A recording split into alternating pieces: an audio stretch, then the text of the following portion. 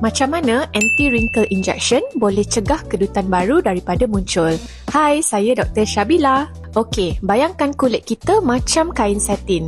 Bila kerap dilipat tempat yang sama, lama-lama akan terhasil garis yang kekal. Kulit pun sama. Sekiranya kita kerap senyum, kita kerap angkat kening ataupun kerap berkerut, ianya akan tarik kulit dan menghasilkan kedutan yang kekal. Secara saintifik, anti-wrinkle injection macam botulinum toxin berfungsi dengan cara nombor 1, relaksasi otot ataupun muscle relaxation. Ianya menghantar isyarat kepada saraf untuk pause sementara supaya muscle tak contract secara kuat. Jadi, bila otot relax, pergerakan dekat muka di kawasan tersebut jadi lebih lembut. Yang kedua, bila kurang pergerakan, kurang lipatan baru.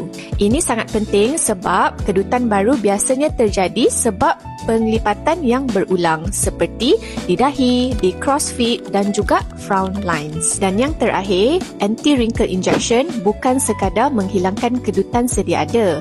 Ianya melambatkan pembentukan kedutan baru sebab kulit tak lagi menghadapi tekanan mekanikal setiap masa.